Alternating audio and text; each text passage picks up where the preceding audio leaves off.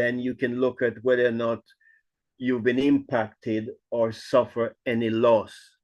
And that's where the compensation scheme come into play. So we'll explain all of that to you as we go through. So just to give you our website, it's in the chat.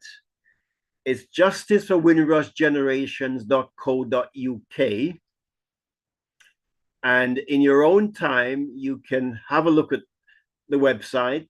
You will see information on the scheme, who is eligible to apply to the scheme.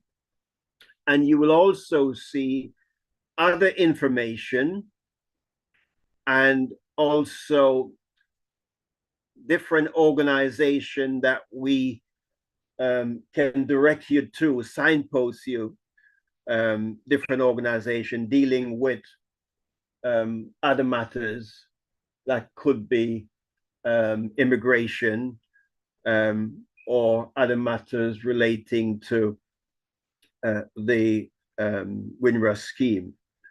So you will see a number of organizations, legal organizations on our website. Just to say, some of these organizations are, there will be a charge for services.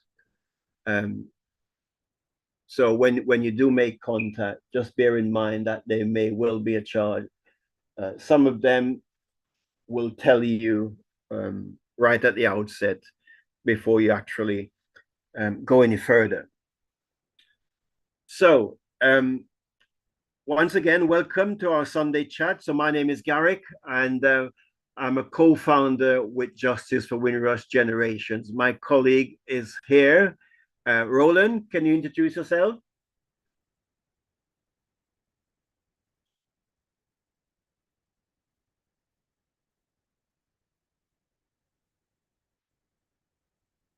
I'm located in the northwest of England, just across from Liverpool in Cheshire. Roland may have stepped away from his audio. Okay. Sorry. Oh, he's there. Yeah. Oh, it's today. Good afternoon, everyone. Everyone, please take your cameras off. Everyone, take your camera off. Maxine, please take off your camera, please. Just audio, and keep your mics muted until we invite you to speak. So all cameras off. Yeah, my name is Roland Ouslin, co-founder of Justice for Windrush Generation, as Gary just said. I'll be mainly listening today, and I'll join later on at some point, especially when we talk about close family member claim. I'm a bit hoarse, got a bit of flu. So I'll speak with you later. Thank you very much. Okay, that's lovely. Thanks, Roland. And Roland is located in the Middlesex area of northwest London. Just before I speak about the Windrush compensation scheme, can I just ask a question? Are people familiar with Windrush? Because we're trying also to find out what people know about Windrush and Windrush compensation scheme. What we're finding that people know something, some people know nothing, and some people not sure. Okay, so you can always put something in the chat if you know something about the Windrush compensation scheme, or if you know nothing, then that's fine. It's just to try and gauge, where people are coming from, the starting point of each person. So what I will go through is, first of all, to just give you some very basic information. So in 2018, the scandal broke, Home Office scandal, and for many of us, that's when we heard about Windrush. Some of us would have not heard anything prior to 2018. And since 2018, we're coming up to 6 years since the scheme or since the scandal. The scheme is slightly less than 6 years. So the compensation scheme was launched on the 3rd of April, 2019, a year later after the scandal broke. And what the Home Office have done, they have produced guidance to help us understand the scheme. And also they produce guidance to help us to make application to the scheme. We'll go through each of those guidance individually. So the first thing that we need to understand is whether or not we are eligible to apply to the Windrush compensation scheme or status. When we say status, that is about, we call it rectification of your documentation, or to get document to confirm that you have the right to be in the UK and to reside in the UK. So it's in two parts. Status is one bit, and then compensation is another bit. And we always say this: it's important to check your status first before anything else, because that will give you the information that, yes, if I've been affected, if I've been impacted, as a result, not able to prove my status, not able to produce documentation to show, then that's where the compensation comes in. So they're two separate things. So in order to determine if you're eligible for the scheme, and if you come from a Commonwealth country, this is what the eligibility criteria states. To claim compensation, please check that you're eligible to make a claim. You will be eligible and can make a claim if any of the following: you came to the UK from a Commonwealth country before 1973, your parent or your grandparents came to the UK from a Commonwealth country before that set date, 1973. I'll read that again. You came to the UK from a Commonwealth country before 1973. Your parent or your grandparent came to the UK from a Commonwealth country before 1973. Then the next eligibility is this: you came to the UK from any country before the 31st of December 1988. And that's what's in print. Or we say the 1st of January 1989. And this is the important point: you're settled. So you came, you're here, but the important point, you're settled. That means settled, you have the right to be here. Now, the reason why we say dates are important, because if you fall outside of the dates for eligibility, then you're outside the scheme. The first generation arrived 1948.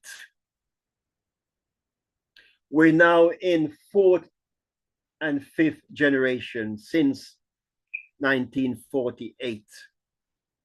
I myself am a second generation descendant.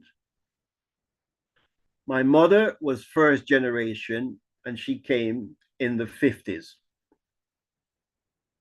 My children are third generation, and I have grandchildren, and they are fourth generation. When they have their children, that will be the fifth generation.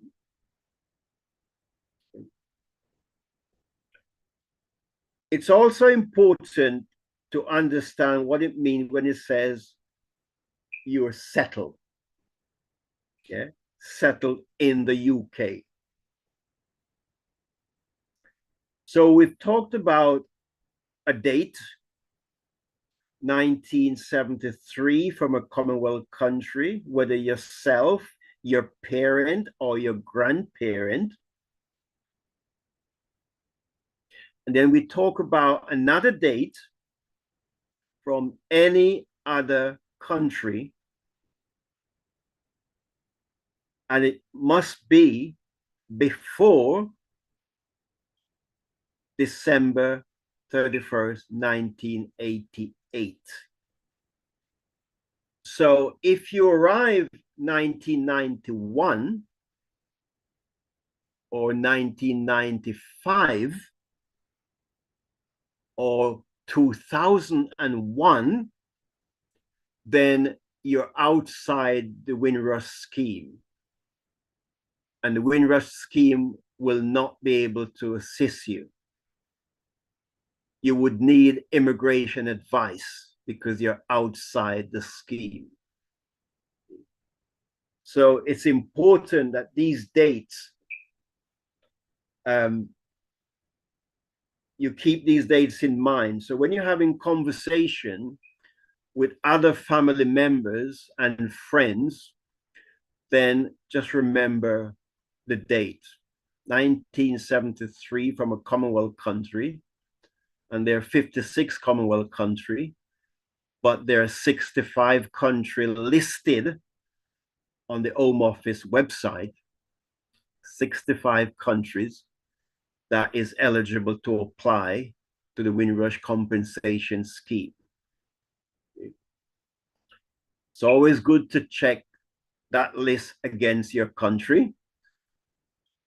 And we often encourage people from Africa and from Asia to check that list to see their country, if their country is listed there. So let's just focus on the Commonwealth countries for a moment.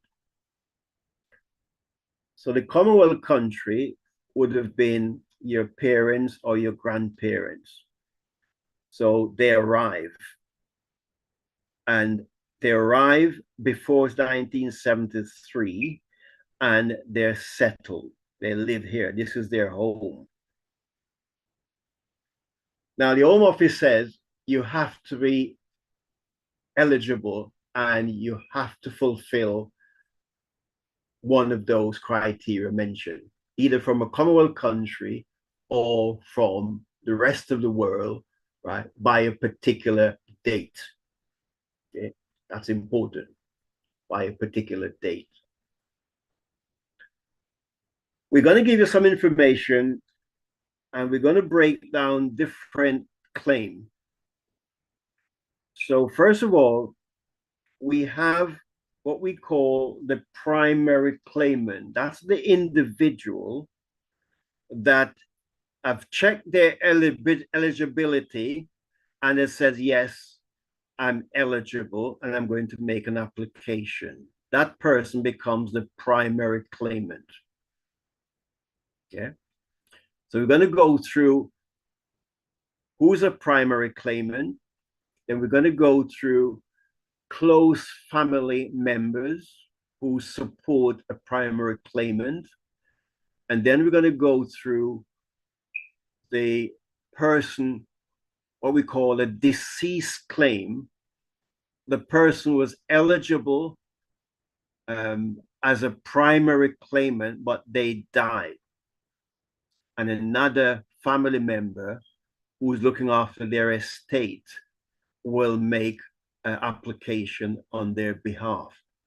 We'll break that down into bite size so we understand. The Home Office produced guidance, and the guidance are available for you to actually have a look at, read it, because it's important that you follow the guidance. We always say before you start writing anything down on paper, you need to consult the guidance. And there's a good reason why we say that. So for primary claimant, the Home Office produced guidance of 44 pages. So for the primary claimant wanting to make a claim for themselves, they have to consult with the guidance of 44 pages. You have to read through the guidance, and it may well be you have to read through the guidance several times to digest the information. And it may well be after you have read the guidance several times, you still don't understand the guidance. It'd be complicated. I don't really understand this. Okay? And then you may have to seek help for somebody to assist you. Yeah, and that's fine. You going? Oh yeah, I'm going to do that one. I think one moment, please.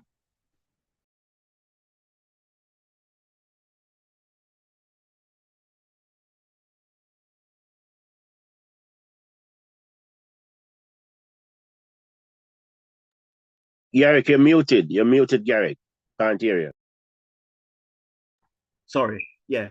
Let me just remind everyone that we're recording the session, and please keep your camera off and mute your microphone. We will get the opportunity to ask questions as we go through later on. So let me just go back to primary claimant. The primary claimant is the individual who have checked against the eligibility criteria and says, yes, tick green, I'm eligible to apply, either to rectify my status or for compensation. So the Home Office produced the guidance for primary claimant. It's 44 pages.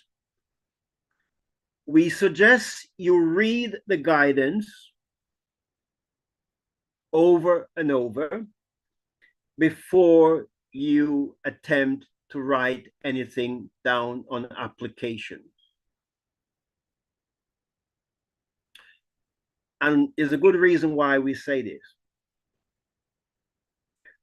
It is also the case that not everyone are able to read the guidance and follow the guidance for a number of different reasons. It could be health-related issue. It could be a learning disability issue. It could be literacy. Any of these issues will have an impact on the individual. So the individual may need some help. Somebody to assist the individual to understand the guidance and also to extract the information from the individual that is going to form the basis for their application. And we say this because the individual will have to explain on paper how they've been impacted or what loss have they suffered. And that is the area where if you don't pay attention to that particular area, you may end up with a nil award because you've not put enough information on the application, so that when the caseworkers are reading the application, they are not convinced that you have suffered any losses over many years. They will only read and accept what you put on paper. They're not there to sort of read in between the lines and try to find out what may have happened to you. No, they will only go on the basis of what you put on paper. And if one of the questions is about what you've lost and you haven't lost anything, then there's no award. Nothing will be awarded to you because you haven't suffered, you haven't lost anything. However, if you have demonstrated that you have lost and you've been impacted, then that would be the basis of your claim. To give you an example of a person who suffered loss, we can illustrate this with this scenario. You've been in employment for a period of time with your employer. You've been there for 5, 10, 15, maybe 20 years working, fine, everything's okay. But one day, your manager has asked you to bring your ID, bring some evidence that you have the right to be here working.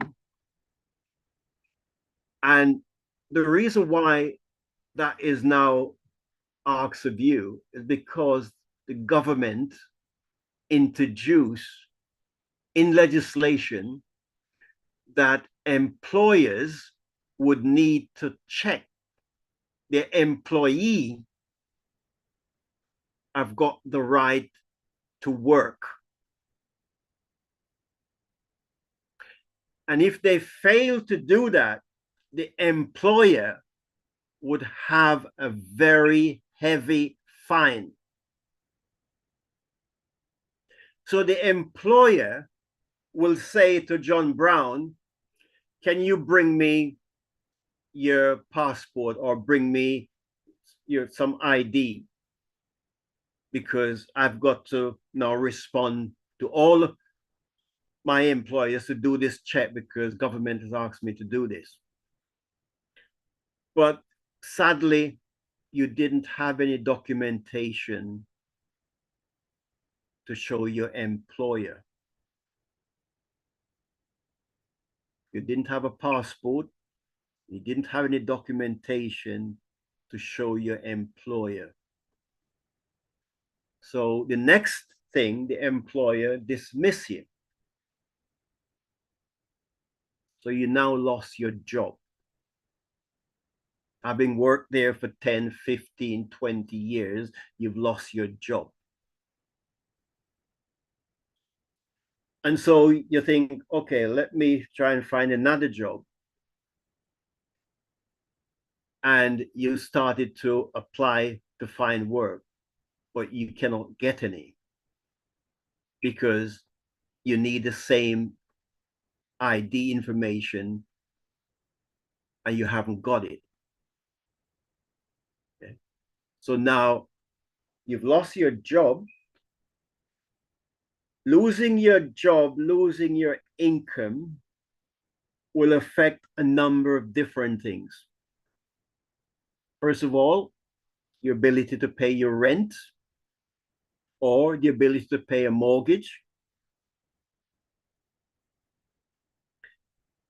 Just living from day to day shopping, paying your bills, etc.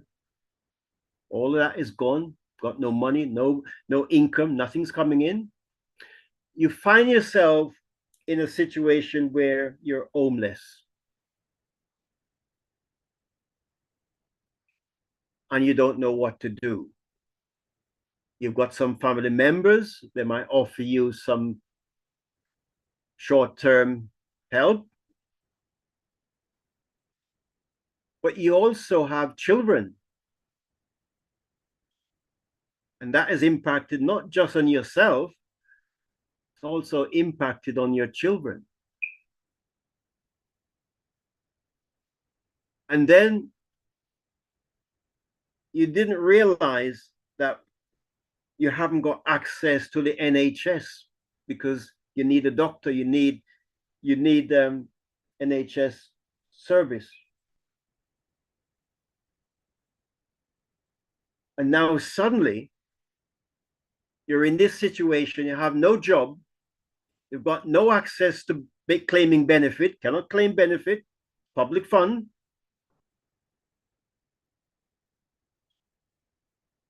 Nor can your children. And you have physical health, but you cannot get any treatment by the NHS. That's just a quick scenario of what would have happened to an individual. There are other things that would happen to an individual.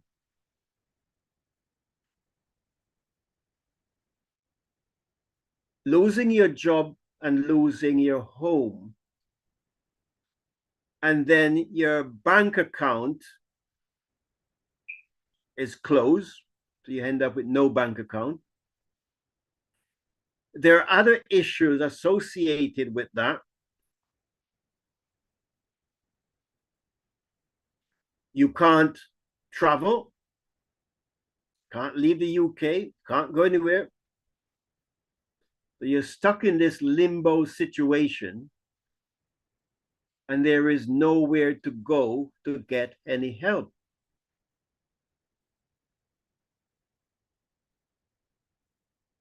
Now, that is just an illustration of an individual who has suffered as a result of not having the right documentation to show that they have the right to be here working in the UK.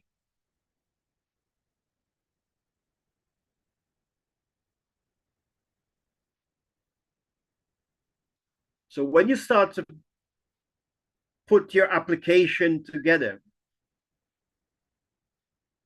this information is crucial because this is a bit that's going to show what losses, what you suffer, how you've been impacted, not just yourself, but your family, your children, your family members, etc. How you've been impacted as a result of losing your job, not having the ID, not able to prove your status. And then we don't know how many years has passed, could be 10, 15, 20 years have passed, and the situation hasn't been resolved. And then you heard about Windrush compensation scheme.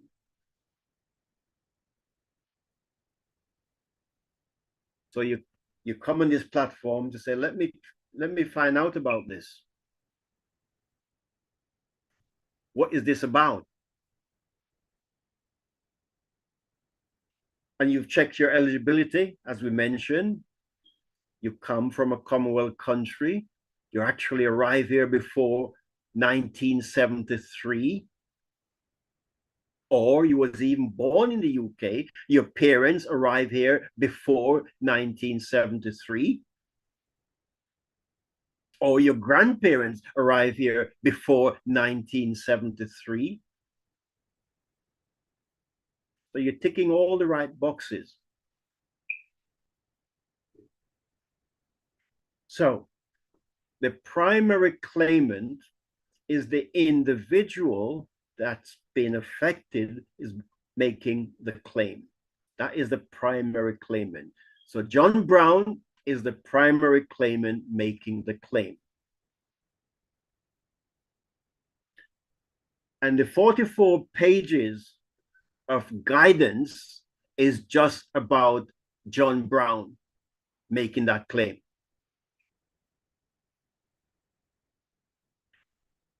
There are other guidance for different things. We'll talk about that later.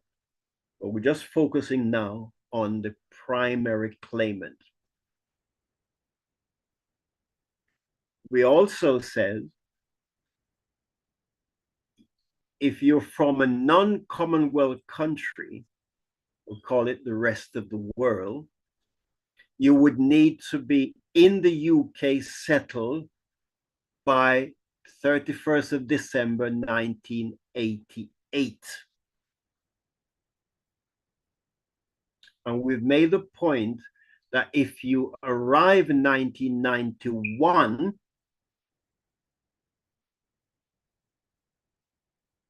you're outside the Windrush compensation scheme. Windrush scheme cannot help you. You would not fulfill the criteria. Okay? So bear in mind, dates are important.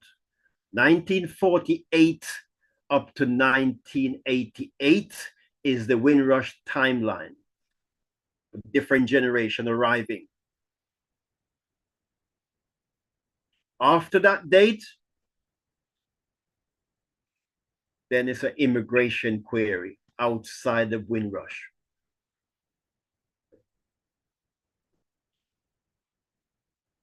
So the primary claimant have got guidance to help him or her fill in the necessary application. But we also have said there are many reasons why an individual might not be able to fill in the application themselves. They may well need some help and guidance. And so we have a project called the Advocacy Project that will help individuals with their application to help them to make the application and submit the application to the Home Office. And that advocacy is through Liverpool Advocates for Windrush. Liverpool Advocates for Windrush.org. That is the website. Liverpool Advocates for Windrush.org. There you will find telephone number, email address, how to contact the advocate to assist you with your claim form. We will keep repeating that as we go through. So that's primary claimant. I want to pause there. And is there any question around the primary claimant before we move on to other claimants to do with family support, etc.? Is there any question on a primary claimant and what I've said so far?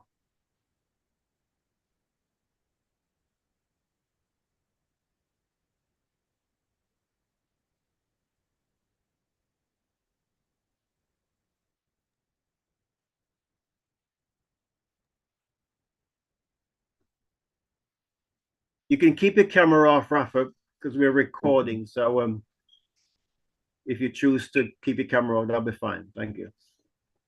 Welcome. So we've talked about who is eligible for the scheme. We talked about primary claimant. That's the individual making the claim for themselves. We talked about the guidance that the individual have to use to make that claim, 44-page of guidance. We also talk about getting some help to complete the application or to help with the application.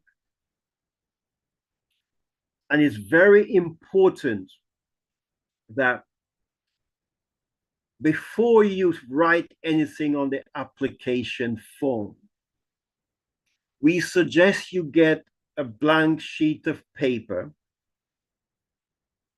look at the guidance, and then start to populate that blank sheet of paper. Question that is asked, then you answer the question on the blank sheet of paper. In other words, you're doing a draft. Yeah, you're doing a draft and you go through each section before you do the final copy to the Home Office. And there's a good reason why we suggest you do a draft or several drafts, maybe, because you might put something down on paper as to what losses you have suffered. And when we say losses, it's the same as how you've been impacted. You might put something on paper, but it's always good to have somebody else to have a look at that. It could be a family member, or it could be a friend, or it could be the advocate that is going to assist you. Either way, somebody will be looking at what you've put on paper. And because you have somebody looking at that with some experience and understanding, and it may be the person who was already submit an application successfully or assisted somebody with an application that's been successful.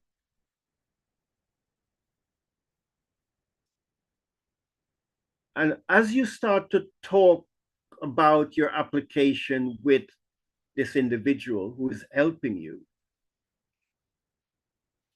things will start to come out that you didn't remember, because this is 10, 15, 20, 30 years, 40 years ago. So as the advocate or friend, we'll be saying, so when you lost your house in 1968 or 1969, where did you live? What happened? And people will be prompting you to get more information out of you in order to form the basis of your responses on the paper. And then when you think you've got it, yes, and you think, well, yes, this is what has happened to me. Somebody might say to you, well, can you tell me, did you ever travel out of the UK? And when you return at the airport, did you experience any issues? When they say, what do you mean by issues? Well, they had two lines. They had one line there and another line there. But they said to you, can you just step into this room? And they took you into a room and I wouldn't call it interrogation, but they interview you. And you were in that room for about 35, 45 minutes, asking you question as to where you've been, asking you a question about where you're living, asking you a question about your work, asking lots of questions. And then after they finish asking all those questions, they give you your passport and you went through the line and you come home. And you think, oh, that's just standard routine thing, but it isn't. So that experience at the airport, whether it happened once, twice, 3, 4, 5 times in 20 years, who knows?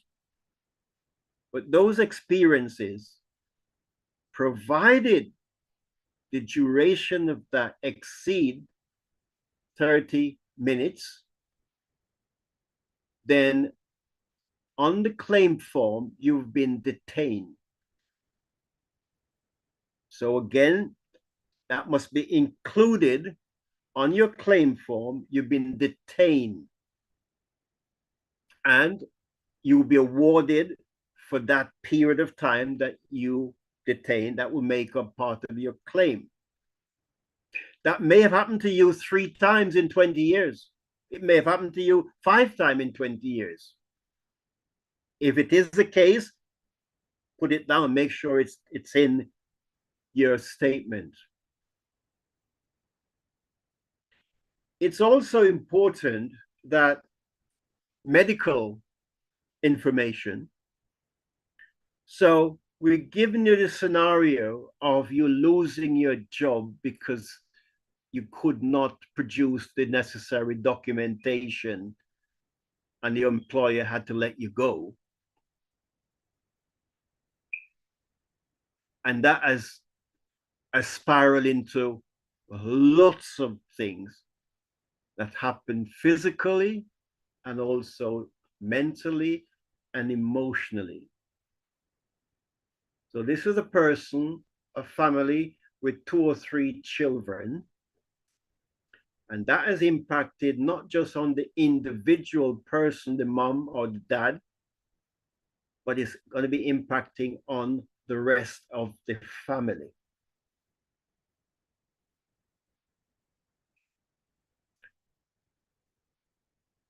And when we say trauma,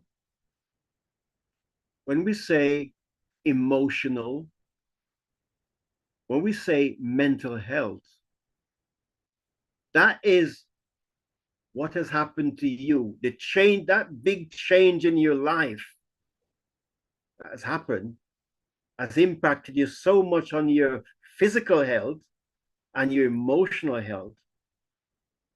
And as a result of that, you had to seek medical attention for help. You had to seek help through your GP, your doctor, and the doctor would have referred you to a consultant or a specialist service or a mental health service. You may even have spent some time in a mental health hospital, be treated, and then sent home. And that could be yourself or your children. And the reason why I mention this is that also on your claim form, you need to demonstrate how you've been impacted, both physically and emotionally. Some people have developed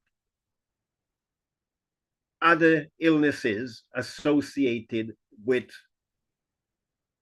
anxiety, depression, etc. And in order to give the evidence or to get the evidence that that has happened to you, you don't need to pay your doctor for a report that will cost you £50. No. You go to your doctor and you will ask the reception, you want a summary of which is your medical record. You just want a summary that is free of charge. That will be sufficient to let the Home Office know that this person has been treated for this, or this person has been referred to this specialist service, etc., etc. That will be the evidence that's required, no more. Yeah. A lot of people do not include that, but it's important to include that because this is what happened to the individual and how your life have changed as a result of losing your employment. And the spin-off to all of that, your home is lost. Yeah. All the things around you, the ability for you to live, to buy clothes, to feed yourself, to keep warm, all of those things is affected as a result of you losing your job. So that is why it's important that when we're putting our information on the claim form, and the guidance does tell us the areas that we need to pay attention to. And by you having an individual, to look over your draft, remember I keep saying, don't do the real thing yet, your draft application, answering those questions, somebody to look over it and they prompt you and say, well, did this happen? Or what about this? Or, just to prompt the memory, because you can't remember everything. Yeah, prompt your memory and you will get more information that way, because you have to demonstrate on the application form that all these things has happened to you, and that's the losses that you've suffered. I'm just going to pause there for a moment. I'm going to just ask Roland. I've mentioned a couple of losses of impact. I've mentioned employment, losing your home, etc. Just tell the audience of other losses that the individual may have experienced as a result.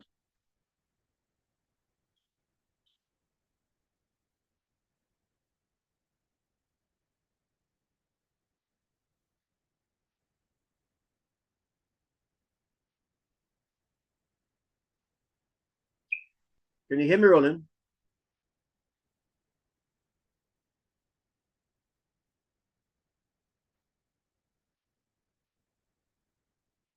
Okay, I'll come back to you.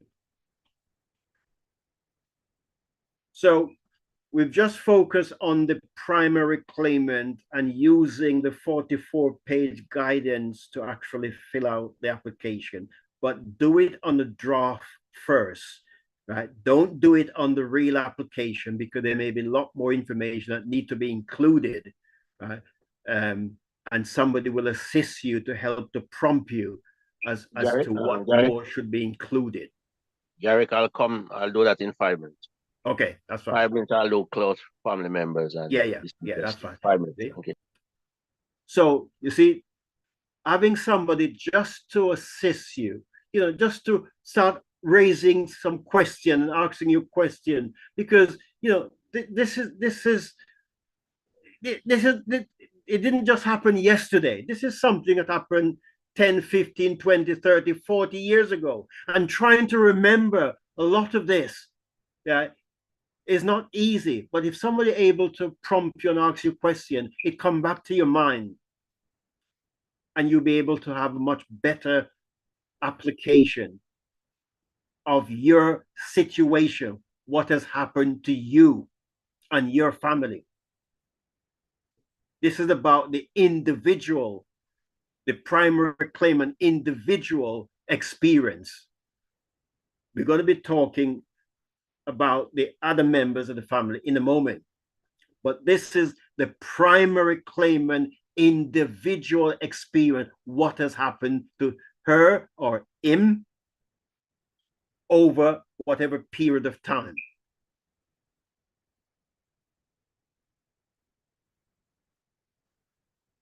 So the next section is close family members supporting a primary claimant and making an application for themselves. Listen carefully. Close family claim is for the close family supporting the primary claimant, but making an application themselves.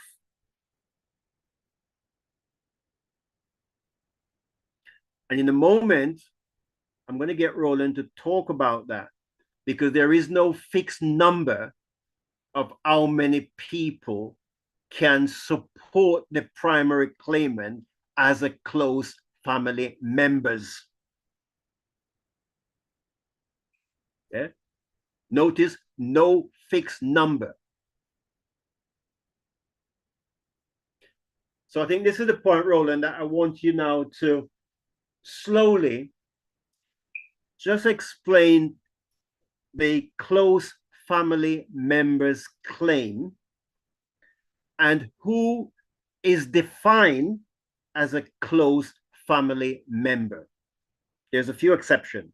Who is defined as a close family member to make a claim in supporting the primary claimant?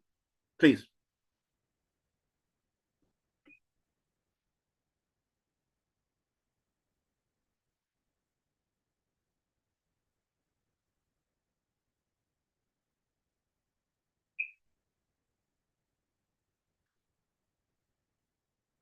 And the guidance for close family, again, we mentioned that, each section will have separate guidance. And you can find all of this information on the .gov.uk/Windrush compensation claim. You find all of this information there. So the close family members guidance is 24 pages. So we said the primary claimant is 44 pages. The close family guidance is 24 pages. And can I stress also that don't be thinking that if I make a close family claim, I will be reducing the money that the primary claimant would be getting. No, it have no impact on the primary claimant money that is being offered or awarded to that person. Yeah, no benefit at all. Don't be thinking that, oh, I'm going to take money that should have gone to the primary claimant. No, the close family claim does not affect the primary claimant award. Garrick? Yep. Yeah, I can come now. Okay. So now what we're going to do now, we're going to just pay attention to close family members claim. Who is a close family member, and is there any number set against a close family claim? Okay, Roland, thank you. Hi, good afternoon, everyone. Good morning, good midnight, good evening, wherever in the world you are. Happy Easter for those who celebrate Easter. For those who celebrate bun and cheese, I hope you've had some bun and cheese. Anyway, back to normal business. So Garrick explained to you the eligibility criteria and entitlement. So just to reiterate, to run over it quickly again, in order to be eligible to apply to the scheme, you have to fit into one of the following categories. It's like a prerequisite, so to speak. One, you came to the UK from a Commonwealth country before the 1st of January, 1973. Or you enter the UK from any country, which include Commonwealth country, does not say any country except Commonwealth country. You enter the UK before the 1st of January 1989 from any country, or you enter the UK before the age of 18 years old from a Commonwealth country and the parent and our grandparent came from a Commonwealth country. Or you were born in the UK. A lot of people forget this one. You were born in the UK and your parent or grandparent came from a Commonwealth country. You're eligible to apply to the scheme to regularize your status, or you can apply to the scheme for compensation due to how your life was impacted due to your inability to prove you got a right to be in the UK. You also mentioned the number of heads of claim. You had issue using the NHS, couldn't sign up at the doctor, issue getting housing benefit, issue getting on the local housing register, issues selling your council, buying your council house under the right to buy scheme, issues getting a student loan or a student grant. You traveled outside the UK and you were denied re-entry to the UK, whether you went to Ghana and they did not allow you to board the airplane to get back to the UK. Consequently, you were stuck outside the UK in Ghana or wherever. You may have had maybe going to a family event, funeral, wedding, etc., etc. Just when you're about to leave the UK, you want to grab all of your Ghanaian passport with your indefinite leave to remain in, but you check the passport and realize you only have 1 month left in the passport. So you applied for a new Ghanaian passport. You did not get time to get the indefinite leave to remain in your new Ghanaian passport. So you just traveled out with the empty blank passport, so to speak, or whatever term you want to use. After spending time in Ghana, want to return. However, you were not allowed to board the plane because they say you do not have a visa or anything in that Ghanaian passport that demonstrates that you got a right to be in the UK. And this could have happened after you came to the UK from Ghana before the 1st of January, 1973. Obviously, I'm just using Ghana as an example because Ghana is a Commonwealth country. It could have been Jamaica, India, Bangladesh, Trinidad, etc., etc. Okay? And you're stuck in Ghana for a number of years. Also, you travel outside the UK and whether a Commonwealth passport or even a British passport, that is happening in a number of cases, where a very popular YouTube blogger that lives in Jamaica and she was born in the UK, has been living in Jamaica for a couple of years, I think, but she usually travel with her qualification, her degree, certificates, etc., etc.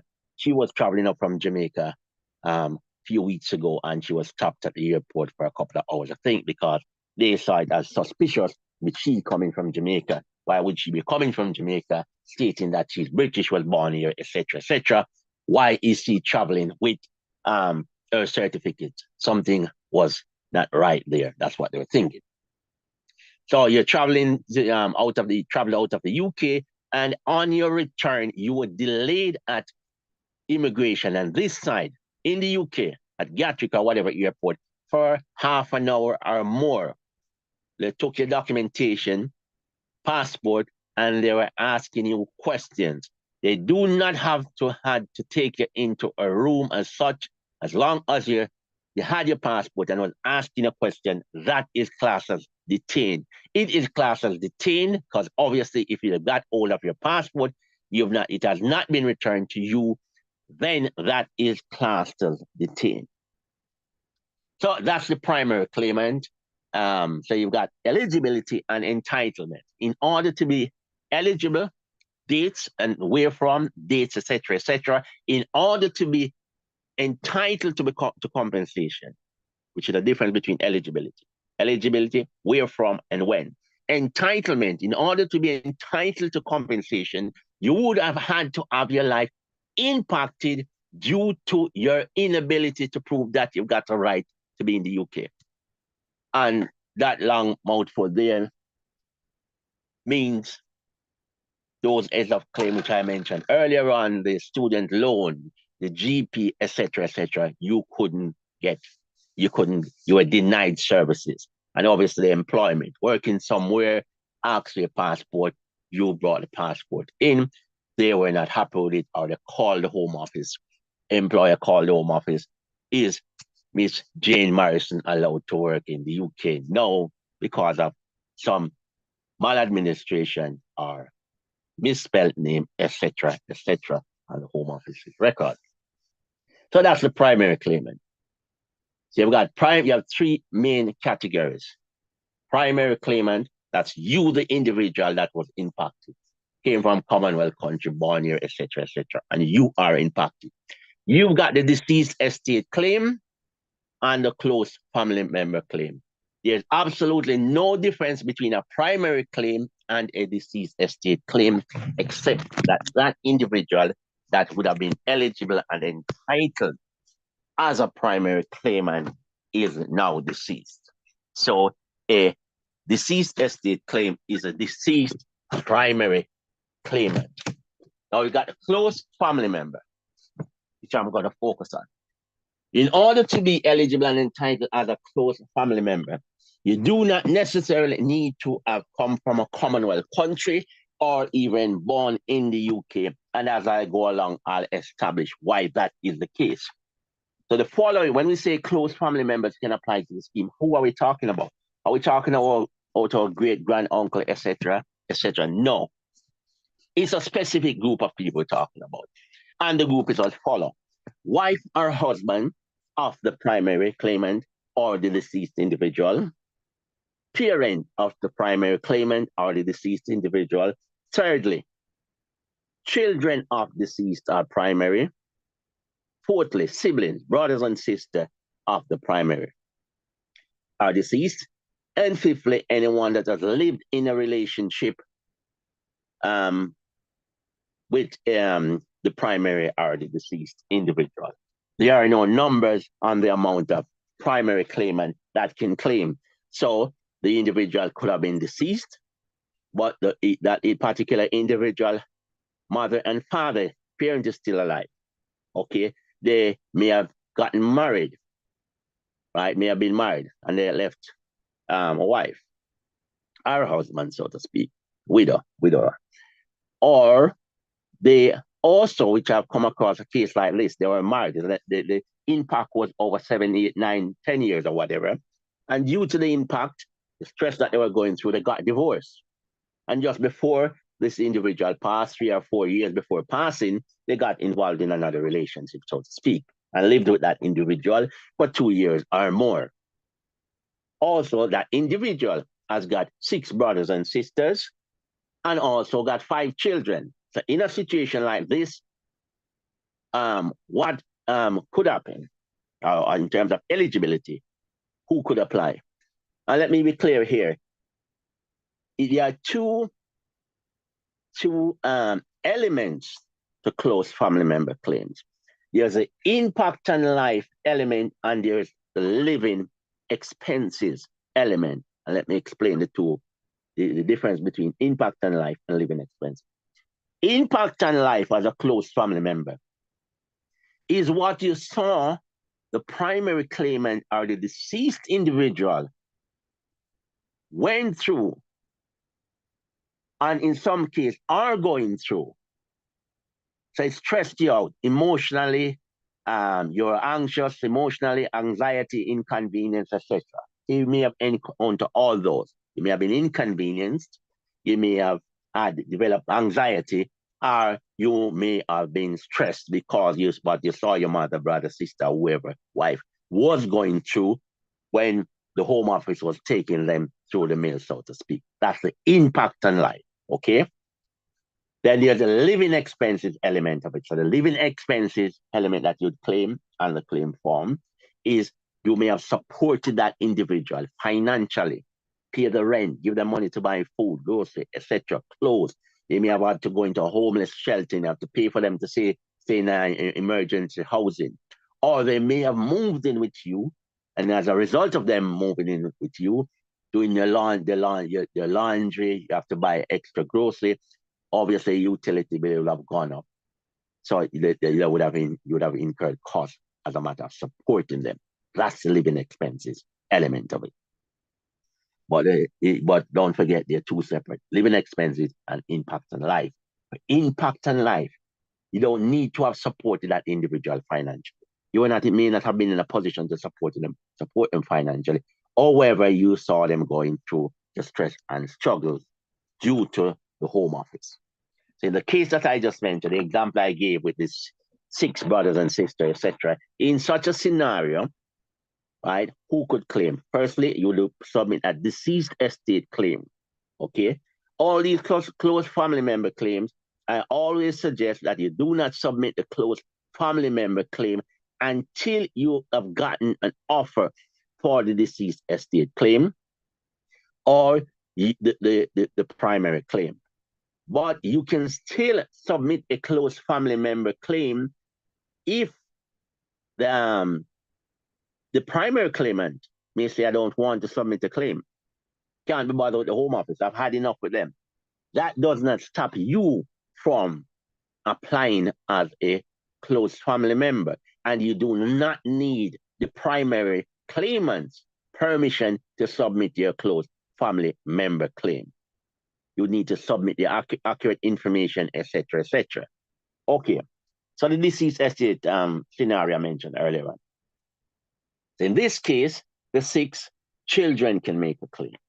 The 5 brothers and sisters can make a claim. Mother and father is still alive, they too can make a claim. His wife that he divorced prior 3 or 4 years into the struggle, she can make a claim. Likewise, the individual that they lived with 2 or 3 years prior to passing, they can also make a claim. So there is no limit on the amount of number of close family member claims. I have assisted individual families with their 13, 14, 15 close family member claims. You'll find in some situations that one individual may have 3 close family member claims, because a lot of times what we find is that when you start putting in these close family member claims, sometimes it is discovered that some of these close family members that are submitting close family member claims, they too has been impacted. So if one of these sisters or brothers of this deceased individual should find out somewhere along the way that they have been impacted and as a result of is a primary claimant, that would trigger a number of close family member claims. So the brother of this deceased individual or the sister is a primary claimant, that would trigger another round of close family member claim for the mother. So she now is going to have two close family member claim, and these sisters are going to, and brothers of that deceased individual is going to have a number of close family member claim as well. I've supported individuals as well where a son and a mother is impacted, and the son close family member claim, his brothers, sisters, children, etc., and his mother claim. But the mother is impacted as well. So what you find happen here is that the son put in his primary claim, the mother put in her primary claim, and the son put in a close family member claim against the mother. And I think it's obvious here that I'm going to say the mother put in a close family member claim against the son as well. So that's all the close family member. You can have a numerous close family member claims.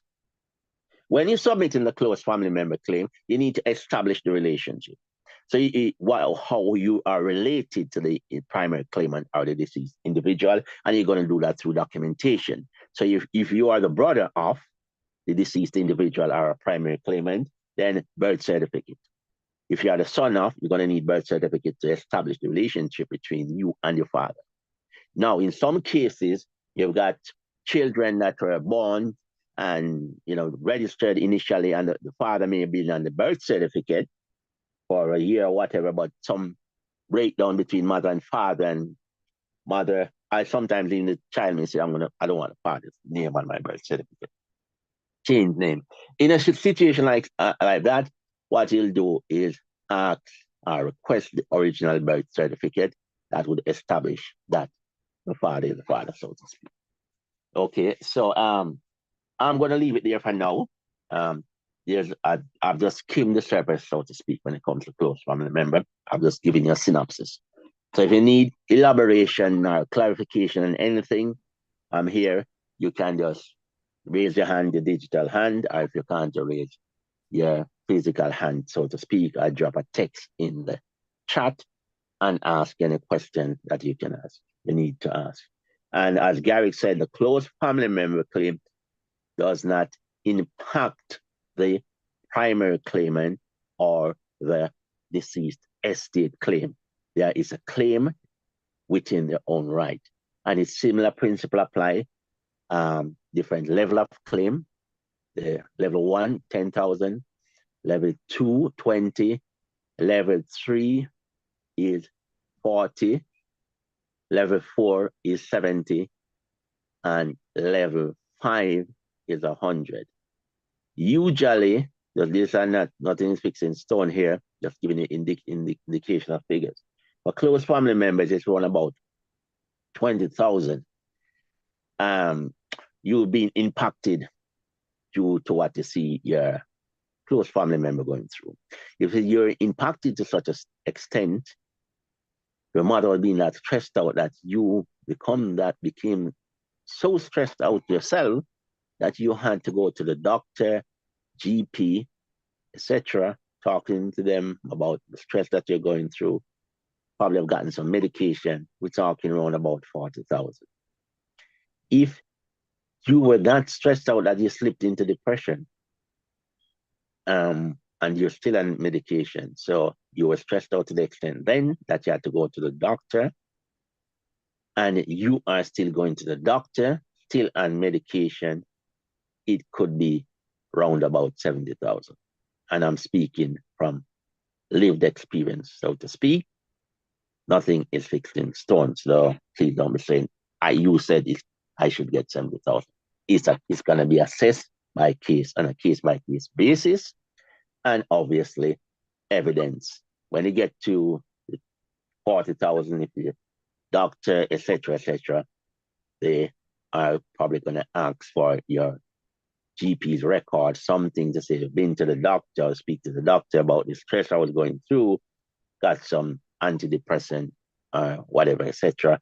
If you're still going through it, went to this happened 3-4 years ago or whatever, however, I'm still having issues, I'm still talking to my doctor because it impacted me to such an extent. Also, if you were impacted to the extent that you could not go to work, you slipped into depression because of what you saw your mother going through, you slipped into depression, you're impacted to the extent that you could not continue working, probably end up losing your job, etc., you can claim for loss of earnings as well due to that impact that you're impacted. So you, the close family member, the level of impact and the extent of the impact and how much it prolonged can all impact the level of claim that you get, the amount of compensation that you get. I'm going to leave it there for now. Garrick, if anyone would like clarification, then. Thank you. Thank you for that, Roland. Thank you. Yes. So today I've got a bit of a cold flu. So. Yeah, I know I can hear your throat is not as clear. That's all right. Just keep sipping the brandy and the lemon and so forth. You'll be all right. So we've just been focusing on the close family claim. And can we just emphasize, we want more of these close family claim to go in. A lot of people are not submitting close family members' claim. And we need to make sure that, we focus on the close family and get those claims in. It is the case, as I mentioned before, that the primary claimant been supported by a number of different people. As Roland just explained, close family members over a period of time, years. So, why would you not submit your claim?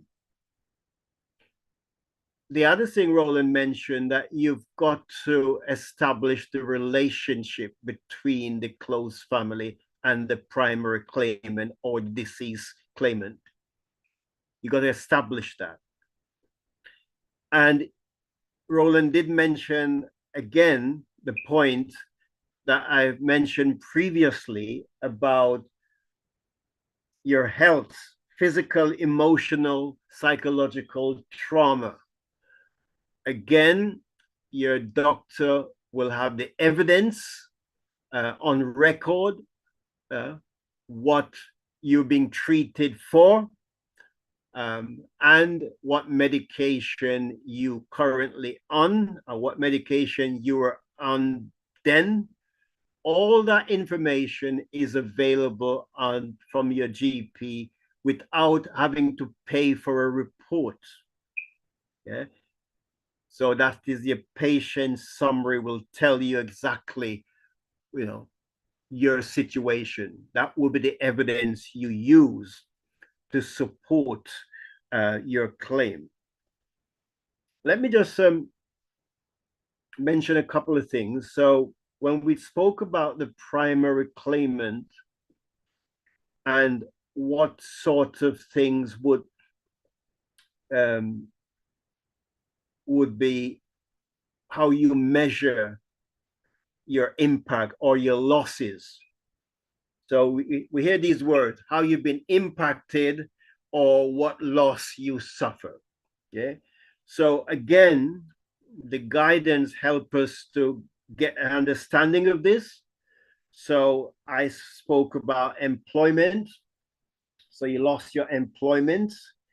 So this is a list from the Home Office.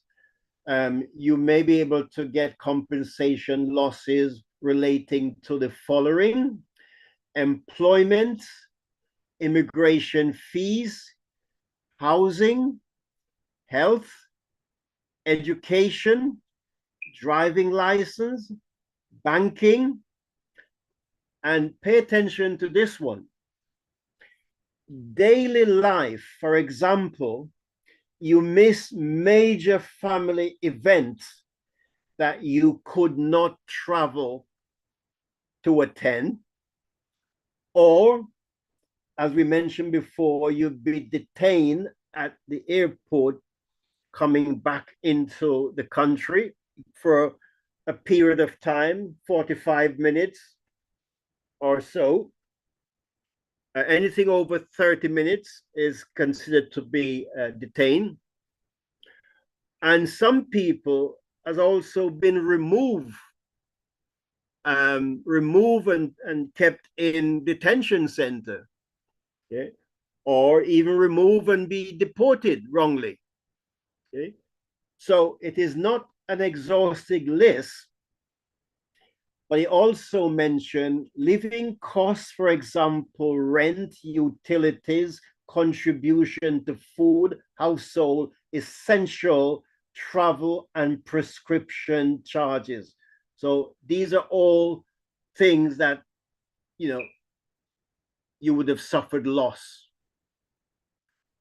It does help you to sort of get a sense of what should I include when I'm speaking about the impacts and the losses that I've suffered, whether as a primary claimant or close family. Now, we just pause there for a moment just to think, is there any question on the close family claim that we would want to clarify?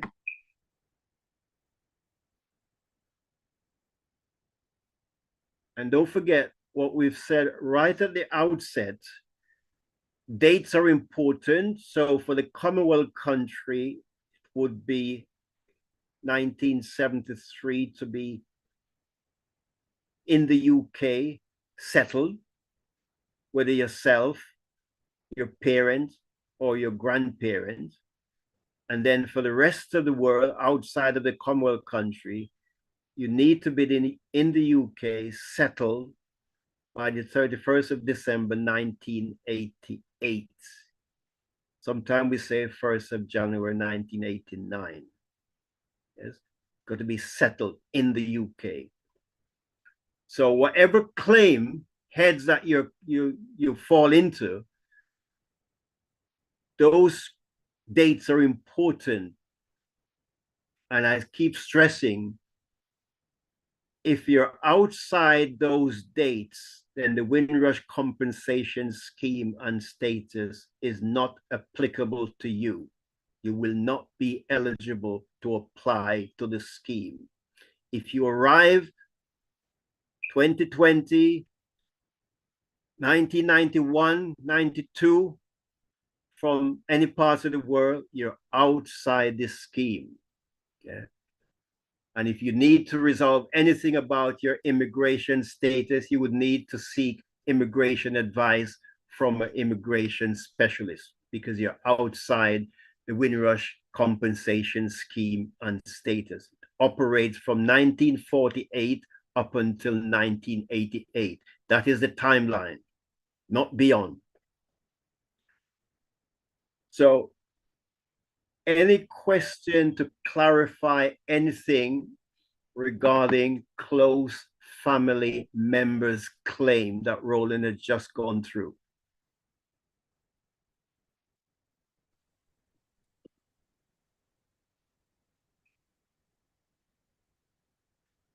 So clearly, after this session, we're expecting people to be making or putting in close family members' claim. Okay? Starting that process. Yeah. Can I just come in there quickly, Gary, please? Go ahead. All right.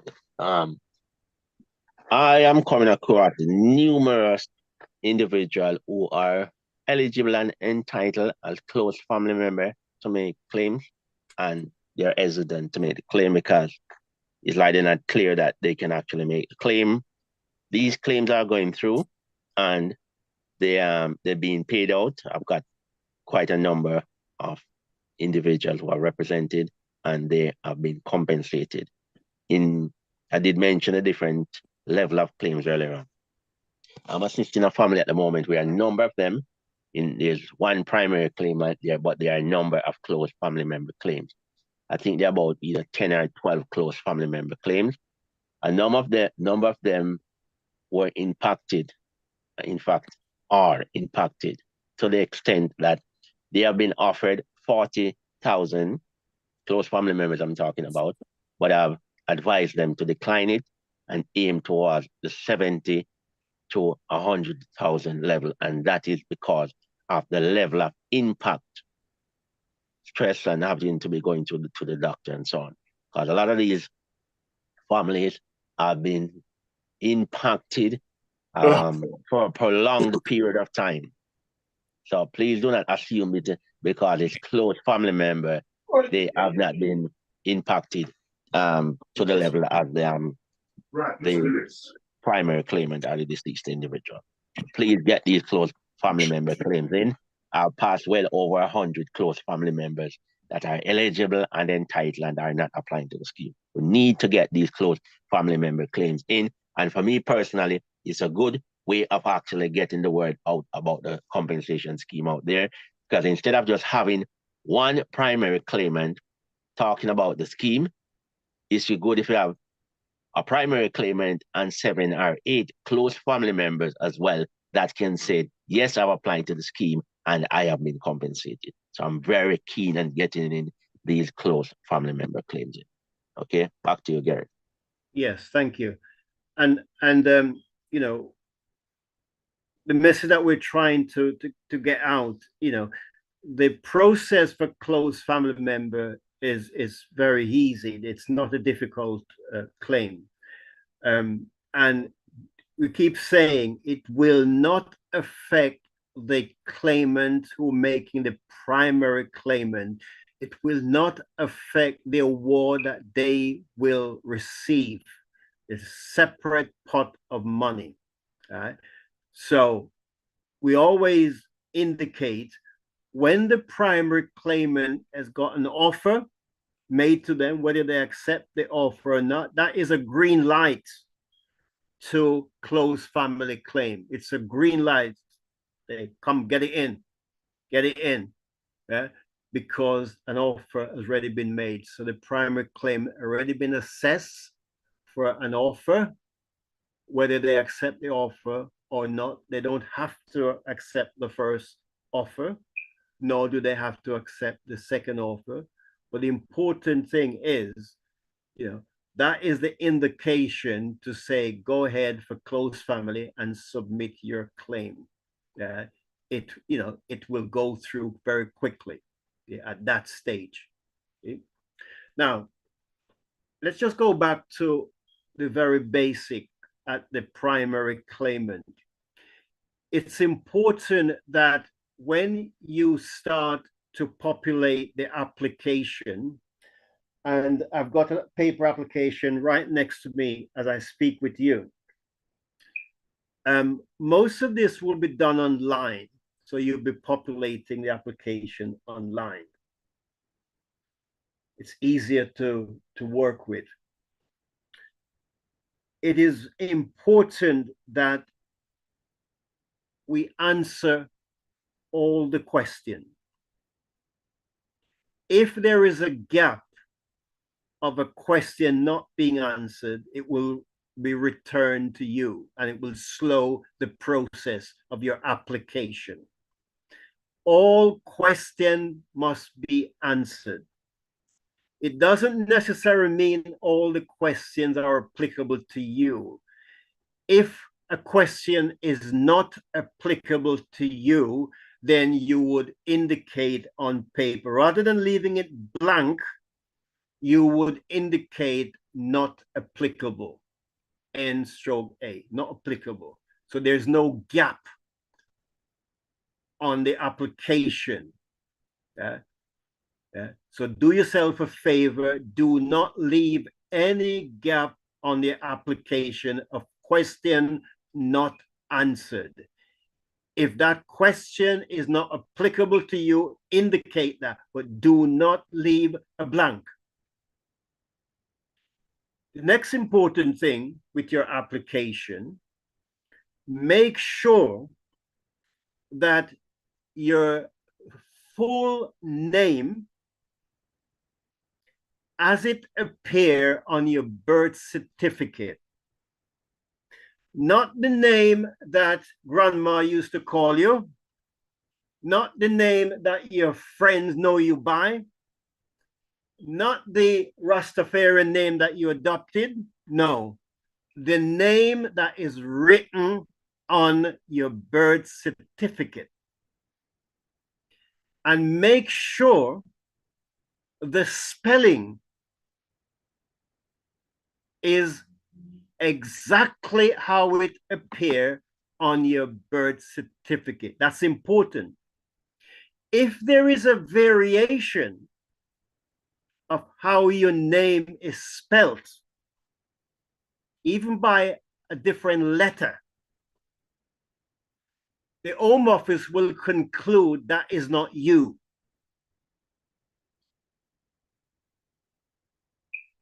Yeah, that is not the person. It is not you. So we always recommend you write your full name. If it asks for your first name, you write your first name. It asks for a middle name, you write your middle name, if you have one. It asks for your surname, you write your surname. Okay? There is also a place, if you're known by any other name, as I've mentioned, names that other people may know you, then you record that on the application as well. Okay? There's lots of people, I've known them for years, and I didn't know them had another name. And when they tell me, I didn't know. Okay? So very important, make sure your application is correct according to your birth certificate information. Also, make sure your date of birth is correct. These are your personal information. Make sure it's correct, because if it isn't, it is not you. Home Office will assume that is not you, that is somebody else. Okay. And the most important part of the application, and we've been stressing, is demonstrating how you have been impacted and what losses you have suffered, because that is where the award will be determined as to what should be offered to you.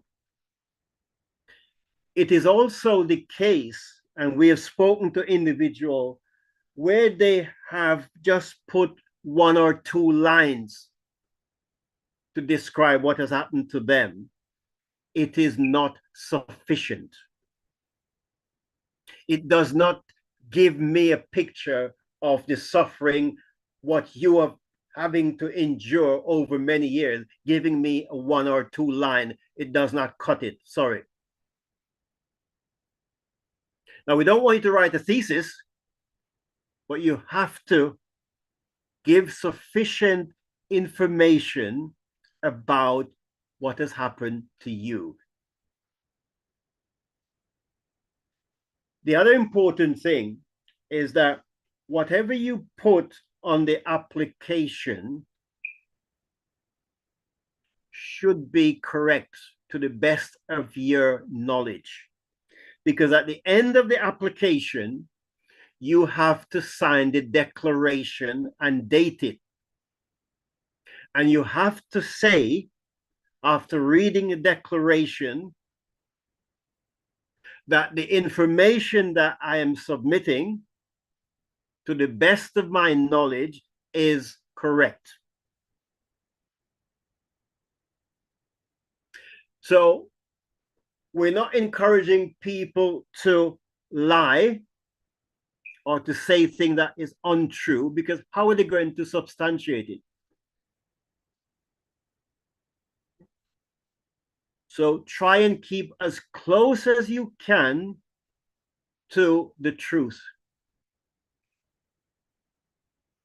Now, we know there are areas where evidence is required, and the Home Office want you to produce the evidence. We also know it is the case that there are existing information on record within government departments about the individual person making the claim. So if you've worked for the employer for 10 years, 15 years, and suddenly the employer has gone out of business, disappeared, the factory is no longer there, it's been demolished, now there's a housing block, doesn't matter. We can still find evidence that you have worked and you've contributed to income tax and national insurance. Okay. So information can be found about you. The moment you stop paying tax, there's a record date.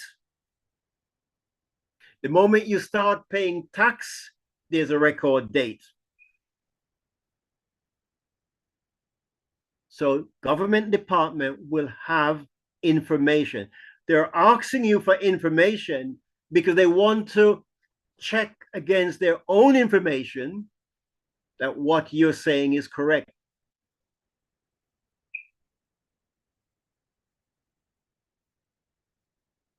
So we're not asking you to inflate the truth.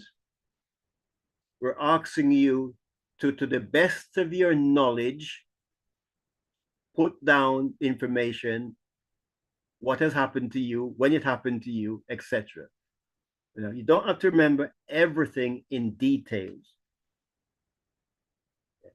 but it will be sufficient for the assessors when the caseworkers team going through an application to draw a conclusion from that.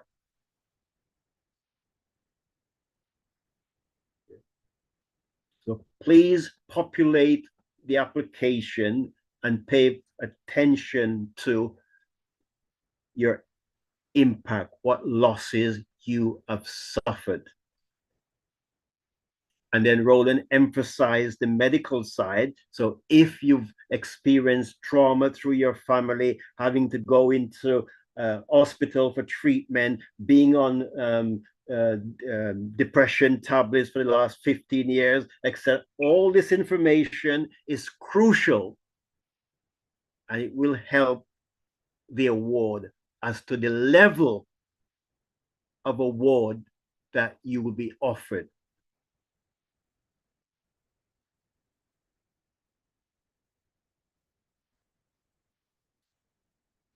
So we've talked about primary claimant, we talk about close family application, and the final bit is about the deceased estate claim, which is no different than the primary claimant, with the exception of the person couldn't make the claim themselves, and so somebody else is now making the claim on behalf of as a representative. Yeah. So again, we have guidance for the deceased estate claim, as with all the other heads of claim, close family and primary. Guidance for each of those claims. And also, it's good to emphasize that the Home Office will assist you in getting the necessary documentation to confirm that the person is deceased. Yeah? They need evidence. It's no point saying, oh, my grandfather or my mom died and this year, blah, blah, blah. Well, we need evidence. Yeah?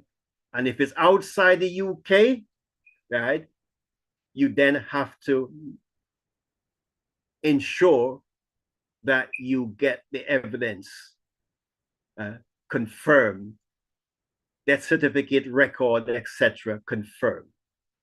What the Home Office will do will assist you in getting the evidence to the value of £1,500 for probate to make sure you get the necessary documentation. So you do not have to pay this yourself, nor do you have to pay this up front, nor do you have to pay and seek reimbursement. No. You will then seek the legal channel to get the documentation from your solicitor, whichever country it is, etc. They will engage with the Home Office, and the fee, the charge, would be made directly to the Home Office, will cover the costs, so that they will have the evidence and the documentation that, yes, this person is deceased. Without that, no claim will be processed.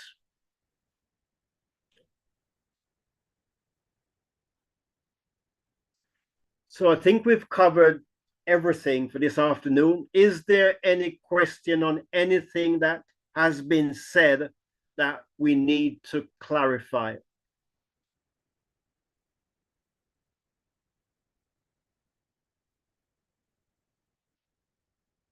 Galaxy 13?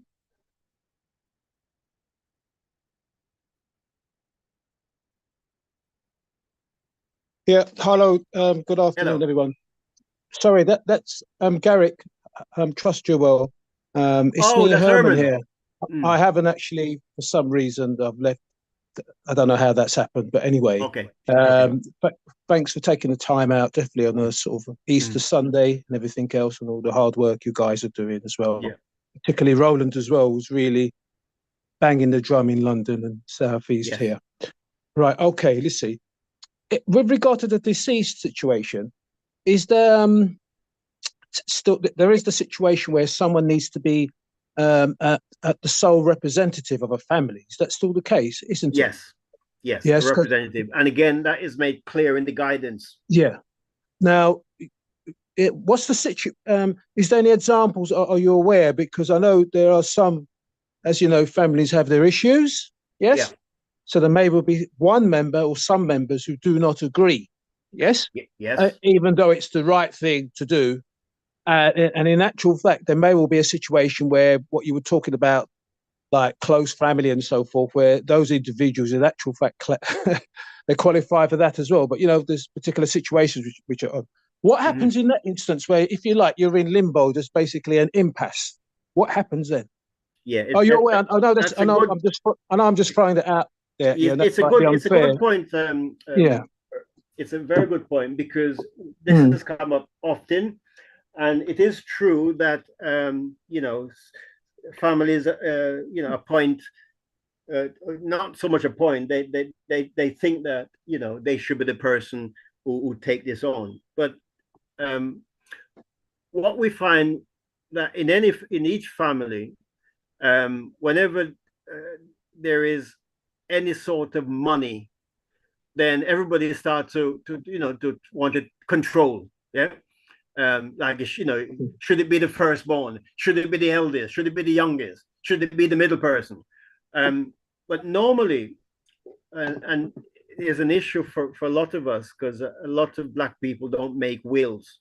And so, you know, without a will, then, you know, it's a difficult one, because everything can be challenged.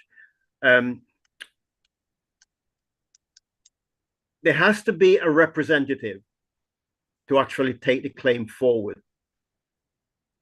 And if there isn't a representative to take the claim forward, the claim cannot be processed. Now, families may argue among themselves, but they still have to agree. And sometimes there is somebody who's been appointed.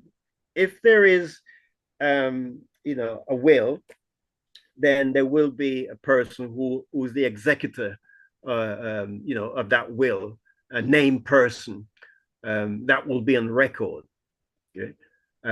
Who have the legal right to actually, you know, represent their state and do the right thing.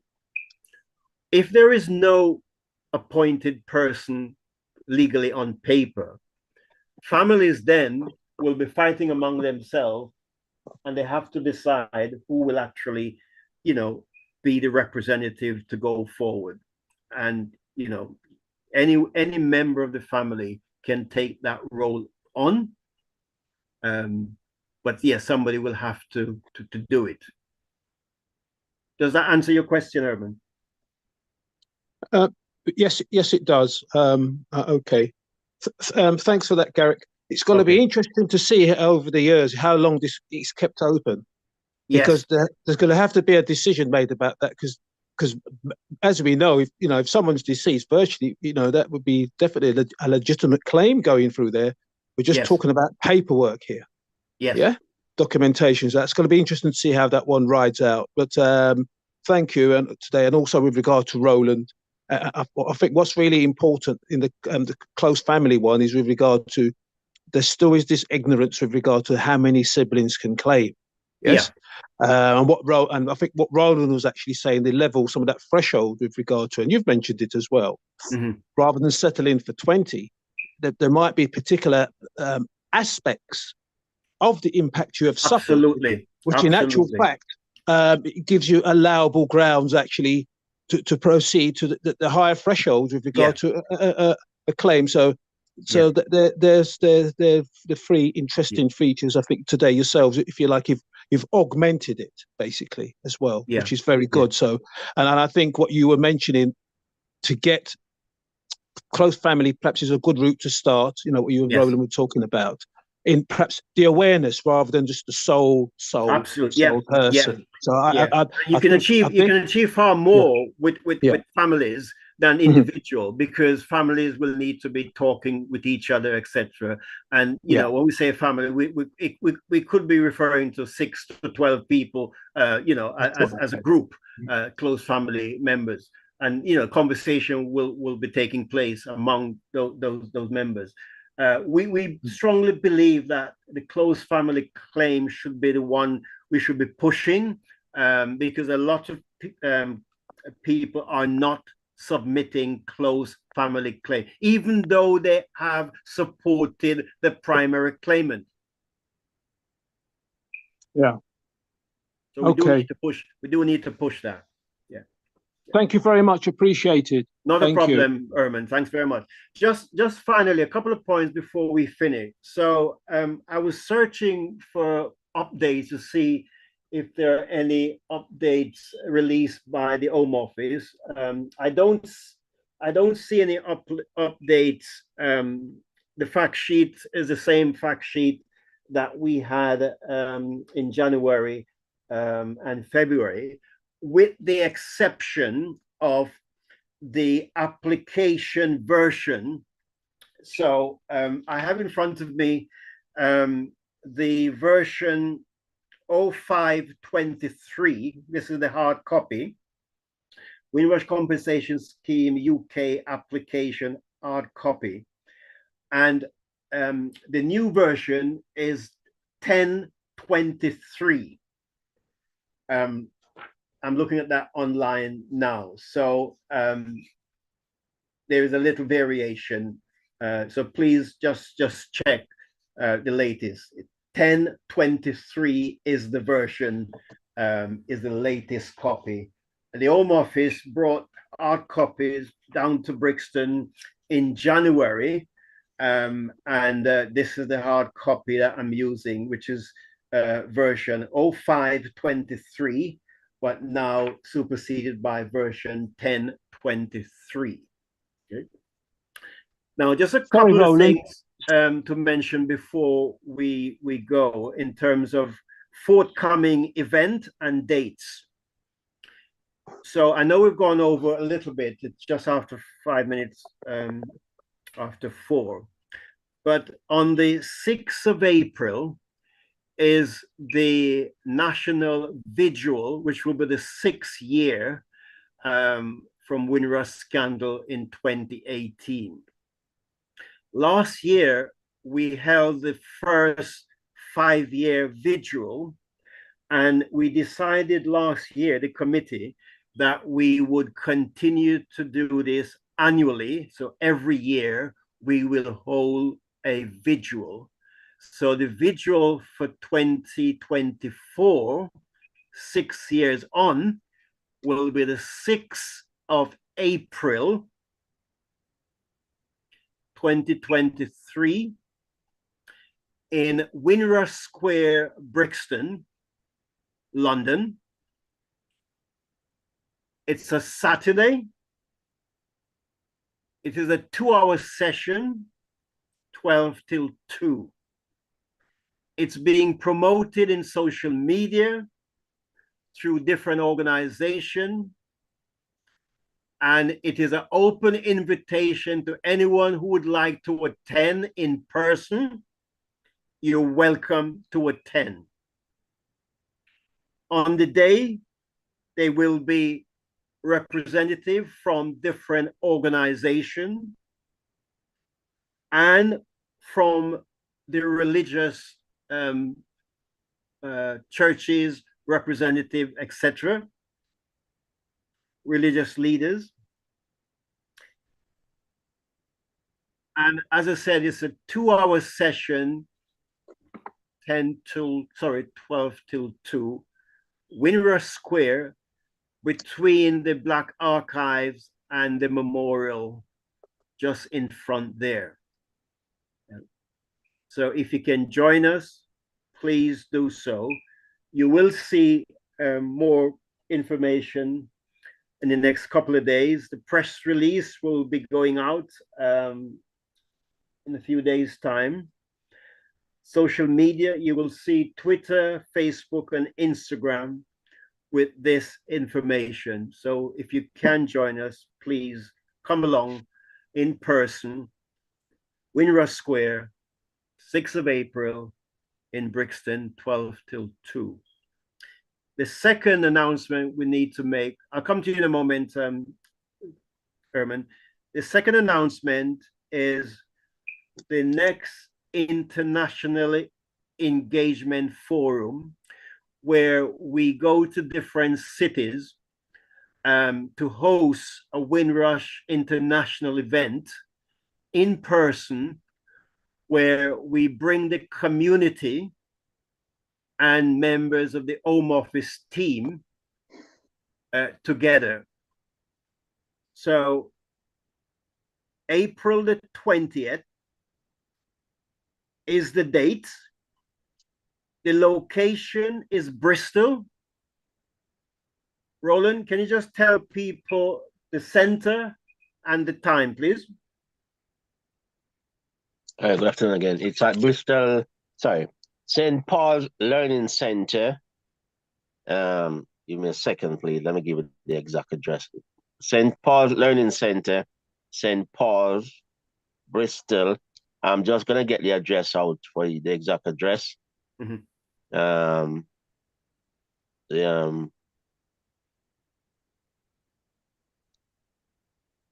It will be it's on social media. You'll see it circulating. It's been circulated across a number of different platforms that are here today. You should get it. Once you get it, please share it as much as possible. Not just with those in the UK, but those further afield outside the UK, wherever they are in the world. It will be on Zoom as well. It will be on Zoom and on YouTube. And we want to reach out to as many individuals as possible. There are many individuals outside the UK that are impacted, and they're across the world, and in America, Canada, wherever, and especially on the continent in Africa. We want to reach to that diaspora as much as possible. Not enough are claiming from the African diaspora or from the continent, so to speak. So the address is the main hall, St. Paul's Learning Center, which is at 94 Governor Road, St. Paul's, Bristol, and the postcode is BS28JS. BS28JS. What I'm going to do as well, I'm going to copy and paste some of the information in the chat here. Okay. Yeah. And the starting time, 2 o'clock till? From 2 to 5 p.m. It's from 2 to 5 p.m. We will be there. Also, the Windrush Compensation Scheme Community Engagement Team will be there as well. So you'll be getting it straight from the horse's mouth, so to speak. Attend on the day if you can spread the word. If you can't, too far away or whatever, please join us on Zoom. And it's the same link that you're using today. Same link that you use for the Sunday chat. It will be the same link to join us on Zoom. Back to you, Gary. Excellent. Thank you. So that's Bristol, the 20th of April, 2 till 5. And Roland is going to drop it in the chat, the address, etc. It's on Eventbrite. It's also on Instagram. It's also on Facebook. And it's being shared in Global African Congress, a number of different organizations. So it's out there. So please share the information. If you have people in that region, then let them know that this event is taking place on this day, on this time. Encourage people in Bristol that you know, you have contact. Let them come in person. They'll be able to speak directly to the Home Office team. The Home Office team will be presenting and answering questions relating to the scheme. So, please avail yourself for that opportunity. And of course, as Roland said, Hybrid means anyone from any parts of the world can join the chat on Zoom. Okay. Erman, just your point, please. Sorry, the previous information you mentioned about the 0523. Yeah. Yes. What's that for? Is that for what? What's that for? Is that okay. the fact sheet, or is that for the compensation for primary? I couldn't quite understand that. What is it for? Wait a minute. Just repeat what you've just said, please. What is it for? The 0523. What hard copy? What's yes, that for? You're right. Please. Okay. It is the claim. What happened? The Home Office have updated the application. And the version that we were given hard copies in January is version 0523. So this is the actual paper copy of the application that an individual have to submit for the primary claimant. Okay, so the form's changed to 1023. Okay. Yes, the version new one is 1023. That's all it is. Yeah. Okay, thank you very much for that. Yeah. Appreciate it. No problem at all. So just finally, please, we have put the advocacy contact in the chat. Liverpool Advocates for Windrush.org is the website. You go to that site, you will find contact number and email address if you need help with your application. If you want to do it yourself, by all means, no problem. If you need somebody to have a look over it, do reach out to somebody.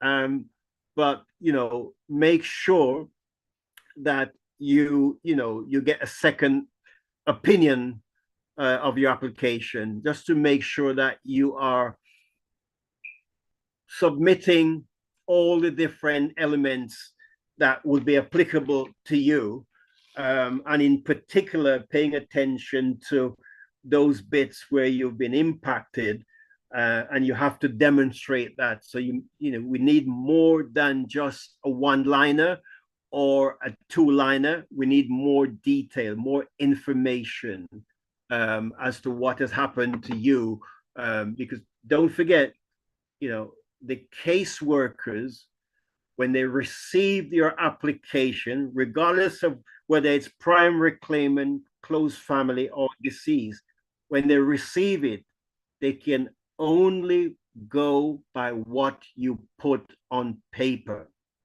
What you've stated is what they will use to judge your application. Okay?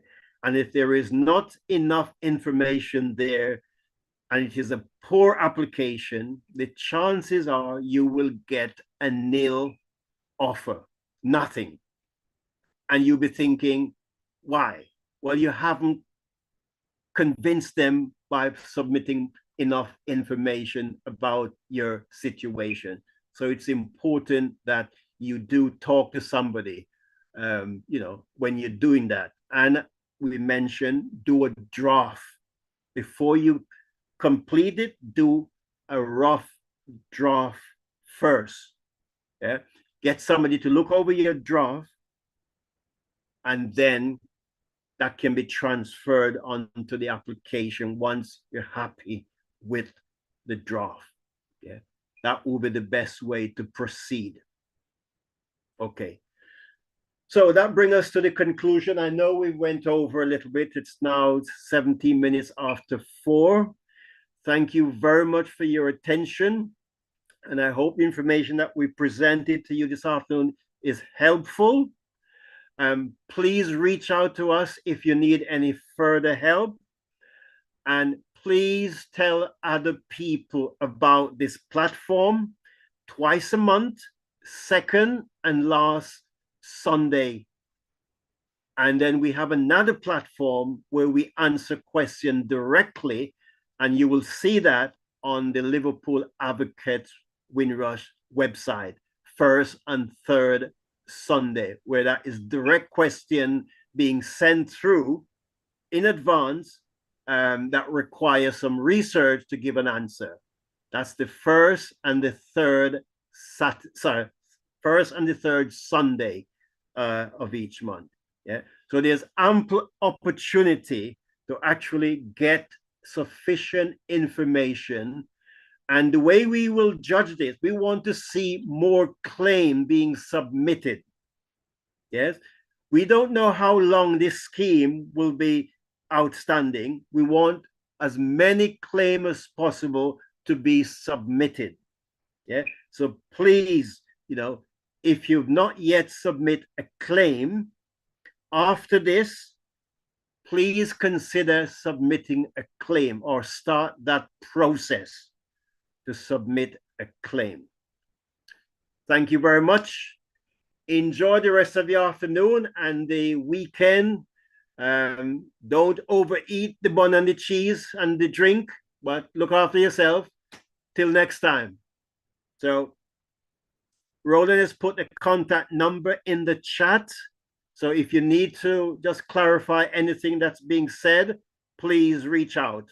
But also our website, justiceforwindrushgenerations.co.uk, have all the information that you need. And also the eligibility criteria, anything that you need clarification, it's all there in one place. You don't have to go across and search, Google. It's in one place on our website. Thank you very much.